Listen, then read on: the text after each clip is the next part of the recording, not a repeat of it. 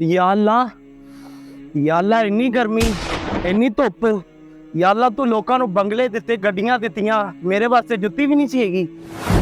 या अल्लाह मैनूं जुत्ती दे दे जिहड़ी मैं पा के टुर लवां।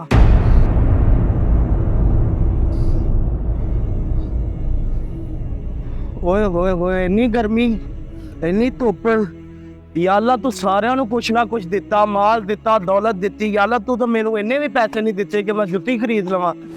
या अल्लाह मैं तेरा की गवाया या अल्लाह, जेड़ा तू मैनू इन्नी। ओए होए होए होए, या अल्लाह तेरा पैर सड़ गया। या अल्लाह मेरे पैर सड़ गया।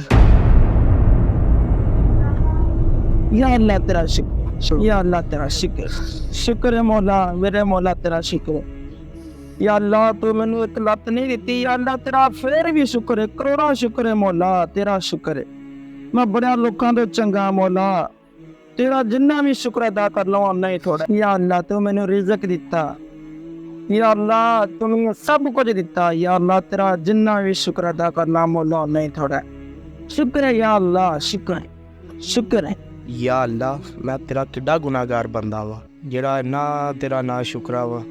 ਉਹ ਬੰਦਾ ਵੇਖ ਲਓ ਜਿੰਦੀ ਇੱਕ ਲੱਤ ਹੀ ਨਹੀਂ ਹੈਗੀ, ਉਹ ਤੇਰਾ ਇੰਨਾ ਸ਼ੁਕਰ ਅਦਾ ਪਿਆ ਕਰਦਾ ਹੈ, ਤੇਰੇ ਕਲਮੇ ਪਿਆ ਪੜਦਾ ਹੈ। ਯਾ ਅੱਲਾ ਮੇਰਾ ਤਾਂ ਹੱਥ ਪੈਰ ਹਰ ਸ਼ੈ ਸਲਾਮਤ ਹੈ, ਇੱਕ ਜੁੱਤੀ ਦੀ ਵਜ੍ਹਾ ਤੋਂ ਮੈਂ ਤੇਰੀ ਨਾਸ਼ੁਕਰੀ ਪਿਆ ਕਰਨਾ ਸਾ। ਯਾ ਅੱਲਾ ਮੈਨੂੰ ਮਾफ़ ਕਰ ਦੇ।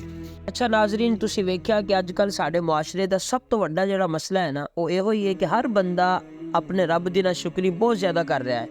ਅੱਲਾਹ ਤਾਲਾ ਨੇ ਬਹੁਤ ਕੁਝ ਦਿੱਤਾ ਹੈ, ਲੇਕਿਨ ਬੰਦਾ ਫਿਰ ਵੀ ਰੱਬ ਦੀ ਅਤਾਅਤ ਤੇ ਰੱਬ ਦੇ ਦਿੱਤੇ ਹੋਏ ਰਿਜ਼ਕ ਤੇ ਰਾਜ਼ੀ ਨਹੀਂ ਰਹਿੰਦਾ। ਬਾਦ ਔਕਾਤ ਅਸੀਂ ਲੋਕ ਨਾਸ਼ੁਕਰੀ ਵਿੱਚ ਇੰਨੇ ਅੱਗੇ ਵੱਧ ਜਾਂਦੇ ਹਾਂ ਕਿ ਅਸੀਂ ਅੱਲਾਹ ਦੀ ਜ਼ਾਤ 'ਤੇ ਇਤਰਾਜ਼ ਕਰਨਾ ਸ਼ੁਰੂ ਕਰ ਦਿੰਦੇ ਹਾਂ। ਜਿਵੇਂ ਕਿ ਤੁਸੀਂ ਇਸ ਵੀਡੀਓ 'ਚ ਵੇਖਿਆ ਕਿ ਬੰਦੇ ਨੇ ਇਤਰਾਜ਼ ਕੀਤਾ ਕਿ ਯਾ ਅੱਲਾਹ ਮੈਂ ਤੇਰਾ ਕੀ ਵਿਗਾੜਿਆ ਹੈ। ਹਾਲਾਂਕਿ ਇਸਲਾਮ ਦਾ ਇਹ ਮਸਲਾ ਹੈ ਕਿ ਬੰਦਾ ਜਿਹੜਾ ਰੱਬ ਦੀ ਜ਼ਾਤ 'ਤੇ ਇਤਰਾਜ਼ ਕਰਦਾ ਹੈ ਉਹ ਬੰਦਾ ਮੁਸਲਮਾਨ ਹੀ ਨਹੀਂ ਰਹਿੰਦਾ। ਤੇ ਇਹ ਅੱਲਾਹ ਪਾਕ ਨੇ ਵੀ ਫਰਮਾਇਆ, ਸਾਡੇ ਨਬੀ ਦਾ ਵੀ ਫਰਮਾਨ ਹੈ, ਕਿਤਾਬਾਂ ਦੇ ਅੰਦਰ ਵੀ ਇਹ ਗੱਲ ਮੌਜੂਦ ਹੈ। ਇੱਕ ਮੈਨੂੰ ਤੁਸੀਂ ਗੱਲ ਦੱਸੋ ਕਿ ਪੁੱਤਰ ਅਗਰ ਪਿਓ 'ਤੇ ਇਤਰਾਜ਼ ਕਰੇ ਤਾਂ ਉਹ ਪੁੱਤਰ ਨਾਫਰਮਾਨ ਹੋ ਜਾਂਦਾ ਹੈ, ਤੇ ਐਵੇਂ ਅਗਰ ਬੰਦਾ ਆਪਣੇ ਰੱਬ ਦੀ ਜ਼ਾਤ 'ਤੇ ਇਤਰਾਜ਼ ਕਰੇ ਤਾਂ ਉਹ ਕਿਵੇਂ ਫਰਮਾਬਰਦਾਰ ਹੋ ਸਕਦਾ ਹੈ। ਅੱਲਾਹ ਪਾਕ ਦਾ ਹਰ ਹਾਲ 'ਚ ਸਾਨੂੰ ਸ਼ੁਕਰ ਅਦਾ ਕਰਨਾ ਚਾਹੀਦਾ ਤੇ ਸਾਨੂੰ ਚਾਹੀਦਾ ਹੈ ਕਿ ਅਸੀਂ ਹੈਸੀਅਤ ਵਿੱਚ ਆਪਣੇ ਤੋਂ ਥੱਲੇ ਵਾਲੇ ਬੰਦਿਆਂ ਨੂੰ ਵੇਖੀਏ, ਨਾ ਕਿ ਆਪਣੇ ਤੋਂ ਉੱਤੇ ਵਾਲੇ ਨੂੰ। ਅੱਲਾਹ ਪਾਕ ਨੇ ਬਾਈਕ ਦਿੱਤੀ ਹੈ, ਮੋਟਰਸਾਈਕਲ ਦਿੱਤੀ ਹੈ, ਤੇ ਸਾਨੂੰ ਵੇਖਣਾ ਚਾਹੀਦਾ ਕਿ ਯਾ ਅੱਲਾਹ ਤੇਰਾ ਸ਼ੁਕਰ ਹੈ ਤੂੰ ਸਾਨੂੰ ਮੋਟਰਸਾਈਕਲ ਦਿੱਤੀ। ਬਲਕਿ ਅਸੀਂ ਸਾਡਾ ਕੀ ਹੈ, ਅਸੀਂ ਵੇਖਦੇ ਹਾਂ ਕਿ ਯਾ ਅੱਲਾਹ ਤੂੰ ਸਾਨੂੰ ਕਾਰ ਦਿੱਤੀ ਨਹੀਂ, ਸਾਨੂੰ ਮੋਟਰਸਾਈਕਲ ਦਿੱਤੀ ਹੈ, ਕਾਰ ਕਿਉਂ ਨਹੀਂ ਦਿੱਤੀ। ਇਹ ਨਹੀਂ ਚੀਜ਼ ਸੋਚਣੀ ਚਾਹੀਦੀ। ਐਵੇਂ ਅੱਲਾਹ ਪਾਕ ਦਾ ਫਰਮਾਨ ਹੈ, ਕੁਰਾਨ ਦੇ ਅੰਦਰ ਵੀ ਆਇਆ ਹੈ ਕਿ ਤੁਸੀਂ ਅੱਲਾਹ ਦੀ ਜਿਹੜੀ ਨਿਅਮਤ 'ਤੇ ਸ਼ੁਕਰ ਅਦਾ ਕਰੋਗੇ, ਅੱਲਾਹ ਉਹ ਨਿਅਮਤ ਤੁਹਾਡੇ ਵਾਸਤੇ ਜ਼ਿਆਦਾ ਕਰ ਦੇਗਾ। ਸਾਨੂੰ ਹਰ ਹਾਲ 'ਚ, ਹਰ ਲਮਹੇ, ਹਰ ਵਕਤ ਅੱਲਾਹ ਦਾ ਸ਼ੁਕਰ ਅਦਾ ਕਰਨਾ ਚਾਹੀਦਾ ਹੈ।